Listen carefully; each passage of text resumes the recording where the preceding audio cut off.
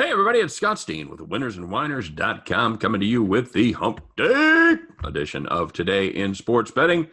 This is part one where we take a look at the NBA, and we'll have another video where we take a little look at the baseball. But Scott, we're going to start it off in the NBA. I'm joined as always by my partner, Mr. Scott Reichel. Scott's coming off a tough loss.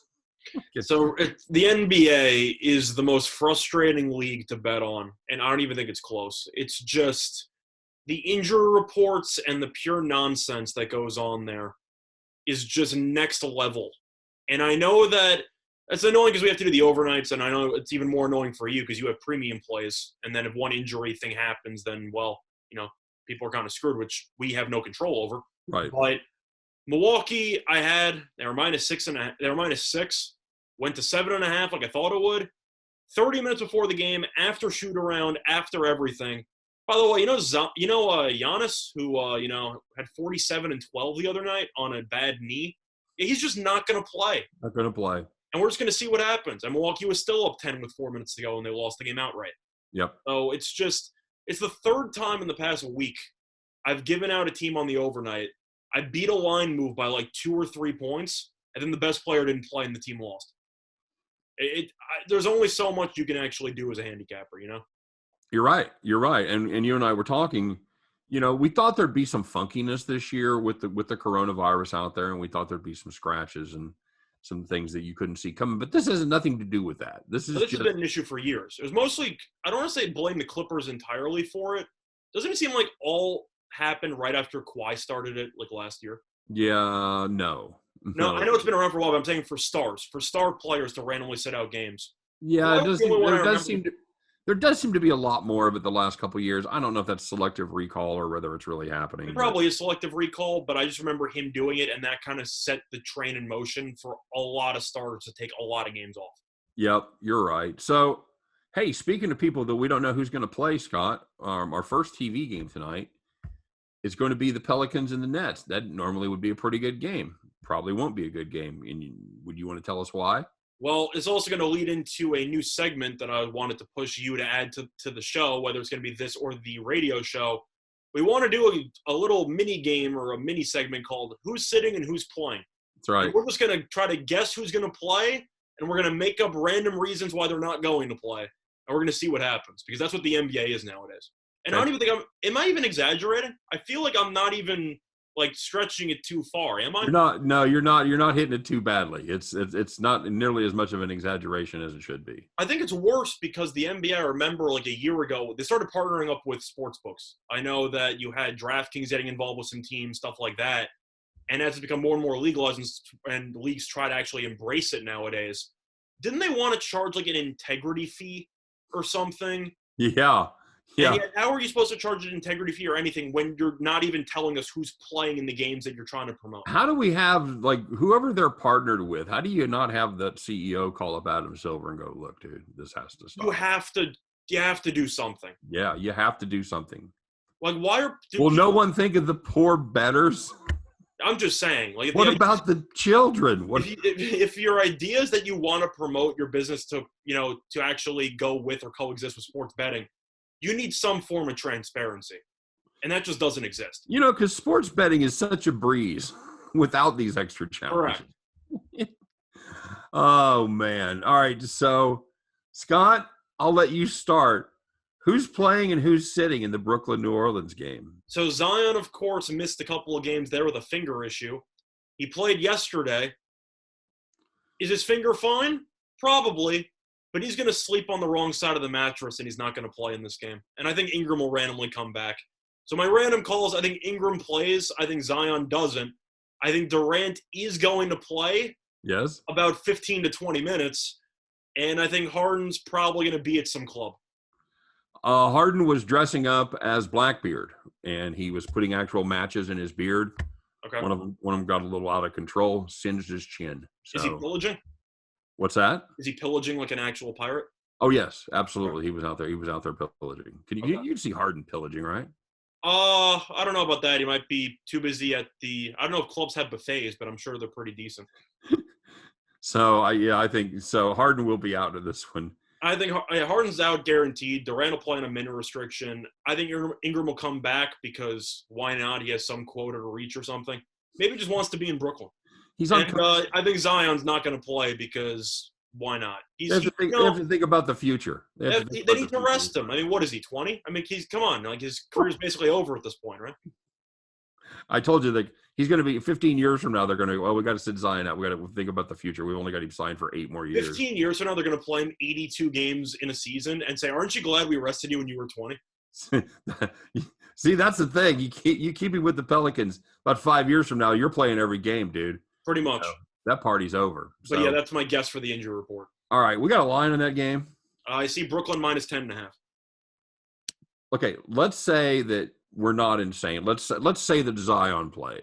Okay, I really think Zion's You don't think he's going to play because it's a back-to-back. I'm saying it's a thumb. It's just a back-to-back, and the Pelicans have been cautious in the past. So I think he's not going to play. It's not a knee. It's not a leg. It's not an ankle. You're not resting. It's a thumb. It either hurts or it doesn't, Yeah. I think he plays. I think he should.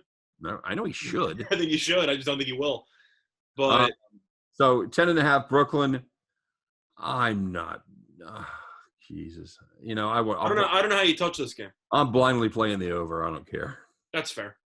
I can't you know what's going to suck whether Zion plays or not? The New Orleans defense. That is definitely true. So Nets defense better than they were, still not great. Well, regardless of who plays, start taking random players to go over. Take Kyrie to go over. Sure, doesn't matter who he's with. He's going to take enough shots to go for 35. Whoever plays, you should take them over. Yeah, whoever plays. Joe Harris, throw him in there. Aldridge for about 10 minutes. He'll probably get 8 points. Pretty much anybody. Now, then we're going to talk about the Memphis-Atlanta game. We thought about it. Were we not going to talk about that?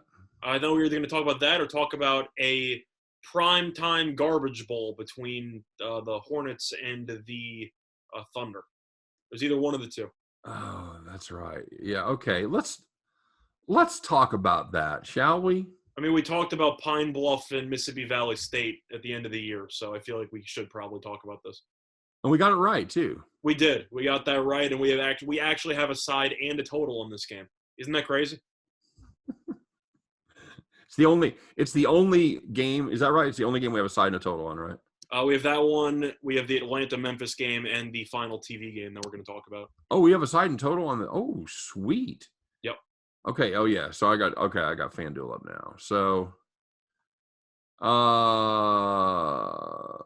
which one do you want to talk about? You want to talk about the Hawks game? They're both thrilling contests. Which one do you want to talk about first? You have a theory. I want to share. I want to share your theory. Can I share your theory about the Thunder? Can I share your prediction? Oh, yeah, you can. You've predicted, even though there are 23 more games left, you've predicted the Thunder will not win another game. Yeah, I think they're going over. Okay. Unless Pokusevski goes for 35, they're not winning a game. Ever. For the rest of the season. Yes, for the rest of the season. The only thing they're going to try to win is the draft lottery. I'll take the over. I'll take the over a half. Okay. I mean, you'll have to juice that, but you look at this Thunder team. Would they lose to Detroit by 30? Yeah. They're getting killed. Yes, they're not trying to win. They're not good. Every time they lose a game by 20, the owners are popping champagne in the. Every time you lose, it's bad. It's really, really bad. Having said that, you have Charlotte, who is a playoff team on paper. They lost Hayward for 4 weeks. LaMelo's out for the year.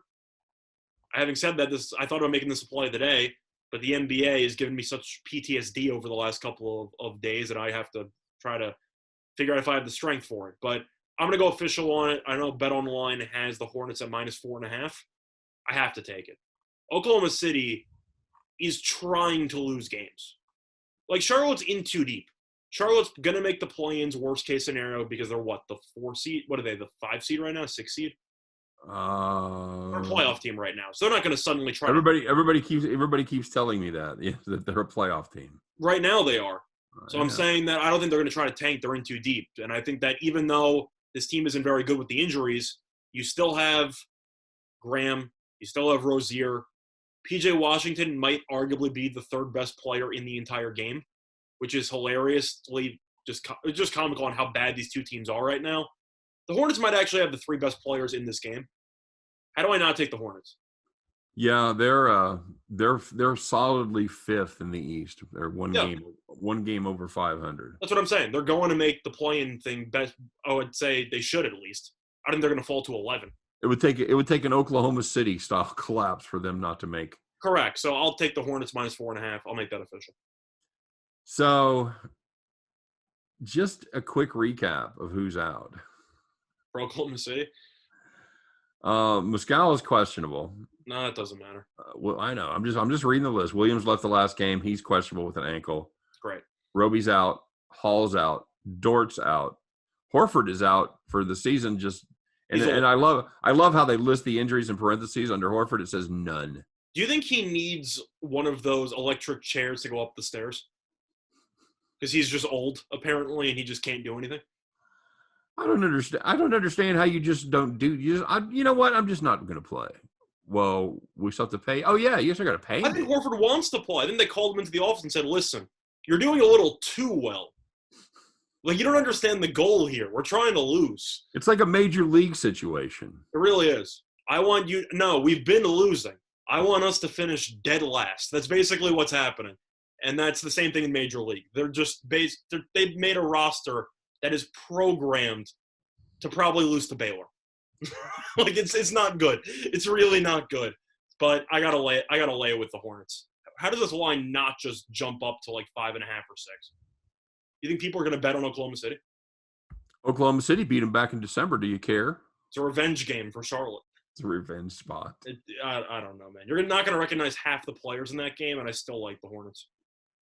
So just to recap, the last. I know we're kind of making a joke out of this procedure, but the NBA did it to themselves. I mean, I don't know what you want me to say. I don't want you to say anything. No, I'm just saying if you're viewing this program and you're wondering, like, be a little bit more serious about it, we can't, because half the teams are benching players or resting players for no reason. It's really comical at this point. Well, just to recap, Oklahoma City's last week. Okay. They played Detroit. That was the high water mark of the week for them. They win? They lose by 24. Okay, they tried. As 3-point dogs. Okay. 13.5-point dogs to Portland. You're like, well, maybe they got a shot to cover that big number. No, they lose by 48 to the Trailblazers. I thought it was 50, but okay. What's that? I thought it was 50 at one point. I'm sure it was, but yeah. it ended up. Okay. I'm sure they hit a buzzer beater. Yeah. Keep it under 50. Mm-hmm. And they started the week playing in Phoenix. Little quick West Coast swing there, and I think half the team stayed in OKC. They lose that one by 37, Scott. Yep. So 37-48. That's going to be 85 and 109. So they're losing by about 36.3 points per game. How about that? Didn't they play Detroit again, or they only played Detroit once? Only played Detroit once. It just seems like they play Detroit every time, but no. I feel like they should, because I don't pay attention to the Thunder schedule anyway. But I don't know how you don't take the Hornets there, buddy. I think you have to. I think you have to. It's whether or not you think the Hornets are going to win another game, you have to bet against them basically every game moving forward. So here's a question. Do you think the Hornets are better than Detroit? With all the injuries, I actually think it's pretty close. But I think that Charlotte is good enough to win, worst case scenario, by 14 points less than Detroit. Yep. I think they'll win by 10. Yeah.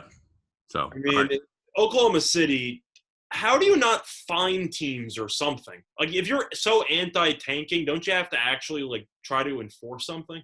Oh, I thought you meant, like, find teams to play, like some sort of D2 school or who? Oh. You're going to get relegated to the G League? I don't know who they might be reaching the point where Oklahoma City is going to have to pay some of these college teams to play against them, because this team is just awful. It's just so bad. Why on earth did Coastal Carolina go to Oklahoma City? $400,000. This reminds me of like the Little League World Series, when you see the random teams like Japan on that side of the international side, and they just beat this random team.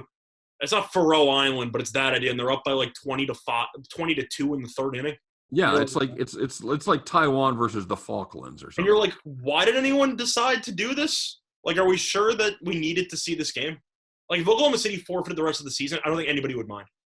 You know? We all got COVID. We all got the COVID. Shut it down for COVID. Just like, all right, just give us. It's like, no, we're gonna reschedule. No. Just don't do that. We just want to go home. Oh, that'd be full circle because for a lot of people that are sports watchers, the COVID really began in Oklahoma City. Yeah, that's where it really started when they canceled that game, and you went, uh-oh. Yep. So, all right, bud. So let's take a look. All we both like the Hornets, correct? Yeah, have to take the Hornets. I'll be official on that. You know, if OKC steps up and beats us, you tip your cap and you go, well, whatever scrub ass team you guys put together there with the little rascals. Congratulations. But look through that lineup and try not to laugh. That's all I'm telling you. But anyway, okay, we'll move on. Okay, so we have a real game. We have a real game to talk about. We have the Jazz and the Hornets, buddy. Yep. You mean the Jazz and the Suns? I mean the Jazz and the Suns. Sorry, I got the Hornets on the. Now that's an actual basketball game. Yeah, the top two teams are in the West. The Jazz have a 2.5 game lead. This is a big game for you because I know you got a future on the Suns, right?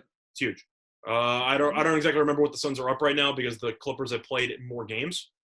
Well, 2.5 is the way it stands. Yeah, it's mostly in the loss column though, so it's a pretty solid 2.5 there. I know Phoenix is now favored. Bet on the line had the Suns, I believe, at -120.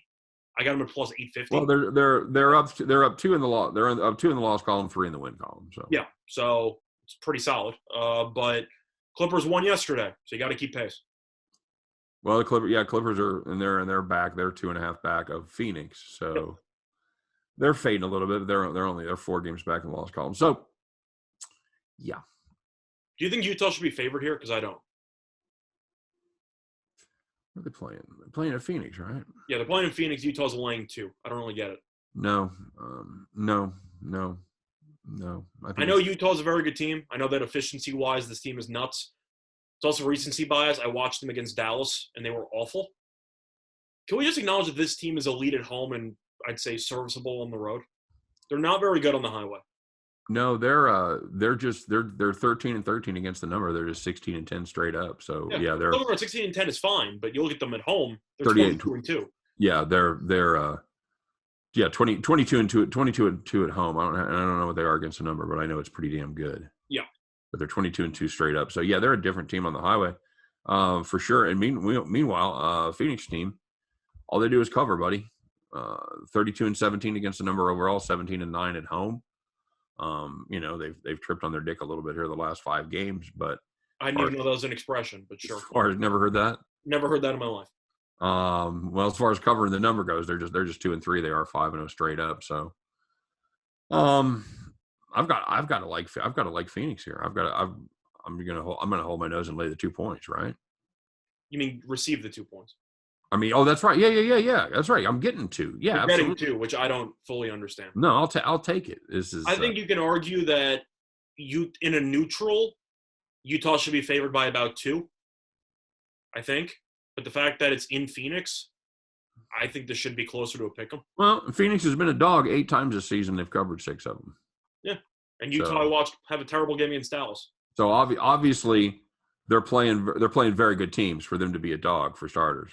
Yep. So, and they took care of business. They played once this season on New Year's Eve, and Phoenix beat the shiznit out of them there in Utah, 106-105 as a 4-point dog. So I've got no reason not to fade the Jazz here. If I was going to play it, there's no way I'm lying with the Jazz.